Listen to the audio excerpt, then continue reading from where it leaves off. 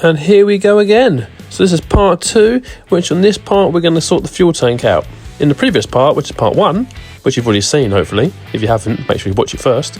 We've done the valve clearances, the oil filter, we've done front wheel bearings, and to check over the whole car really.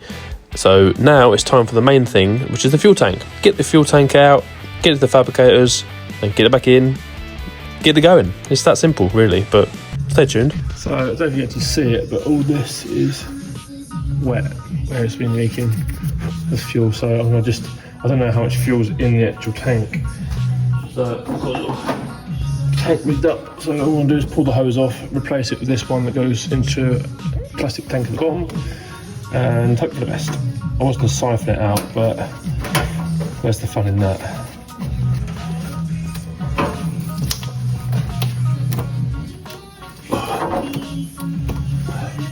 Run! Got a pipe coming from there all the way down into there.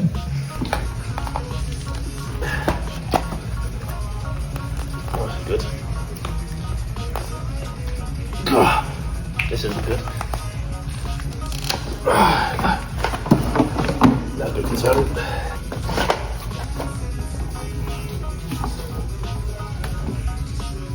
I definitely think it's full up because that's 10 litres already. That's 20 litres. That's it. Okay. About 24 litres-ish.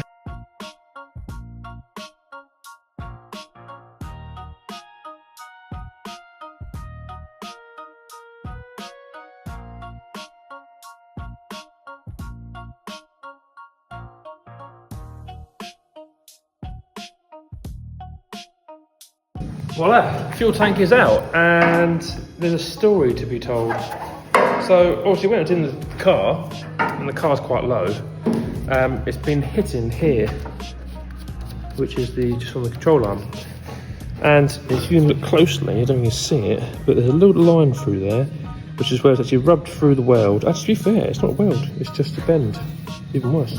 So it's actually rubbed up through the bend. That's interesting. Anyway, so that needs to be cut out. I'm going to put a little notch in here to sort of make it higher so it doesn't touch at all.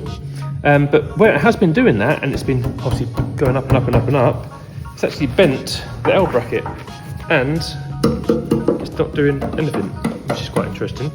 I'm not sure it's meant to be that angle. I think it's meant to be 90-degree angle, but I would double check inside the car to make sure it doesn't sit that way. If not, I'm probably going to just grind the tacks that's on it and the welds at the ends, take this L bracket off, and maybe put a bit thicker one on because it's a bit flimsy.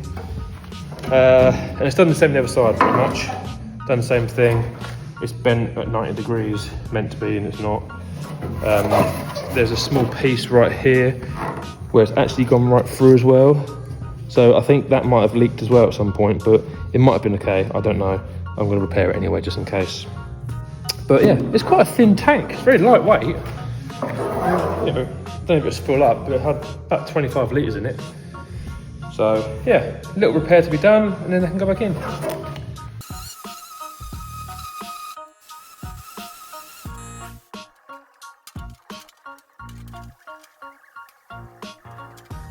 And voila! So, tank is back, which is cool.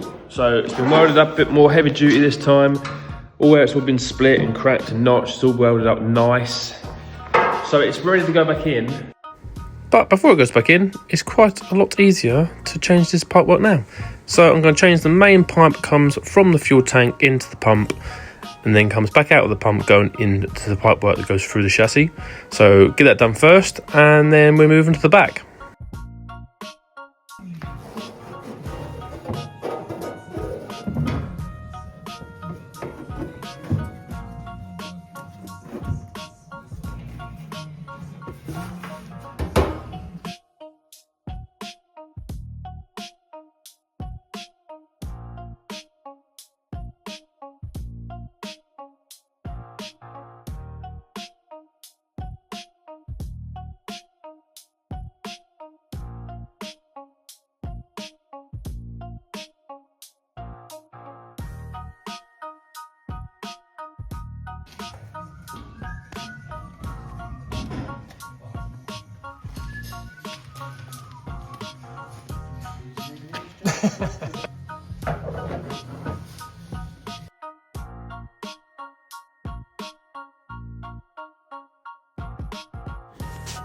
There you have it. So the fuel tank is filled up with petrol, ready to rock and roll. The fuel lines have all checked to make sure it's all done. The filters have all been replaced, and it's time for the exhaust.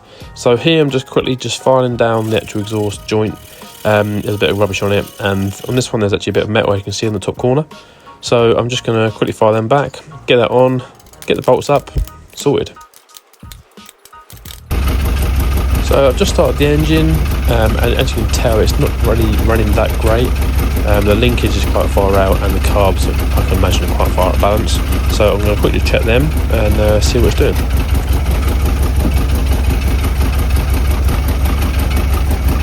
So this is a little balance gauge. You put it on top of the trumpet and it just tells you what it's sort of drawing. This obviously indicates if the butterfly is open or closed to a certain extent. So one side is much more open than the other, which is causing it to run very lumpy, as you can tell. So I'm going to quickly just disconnect the linkage and then double check it again, make a few adjustments, and then then we'll sort the linkage out.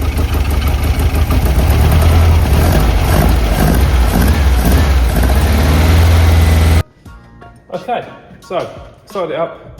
Carbs are quite far out of balance, so I'll just quickly give them a tweaked up.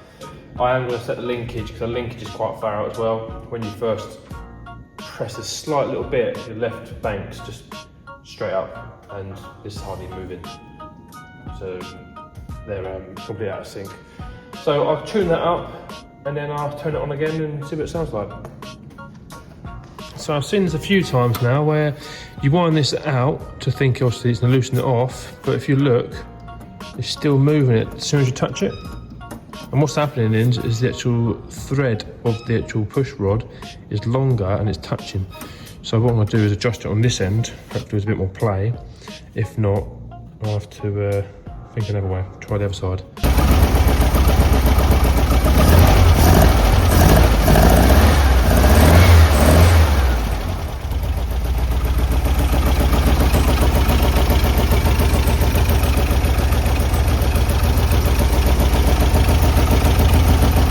So much better. So now it's all balanced up lovely. The linkage is now set, which is good. I'm going to quickly put the air filters back on, and let's get it going.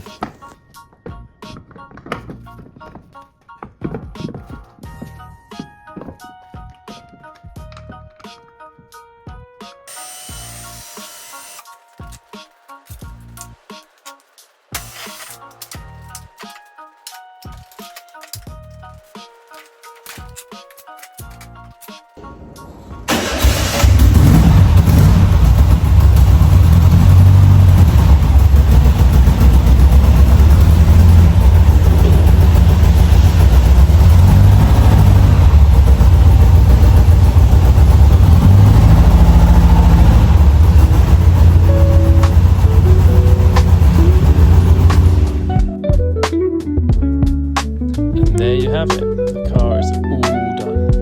Obviously I couldn't let it go out the doors without giving it a quick little wipe over and a quick little walk around video of this. Such a lovely car, and brings back so many memories of driving this when it was Dan's, and lots of memories to be made.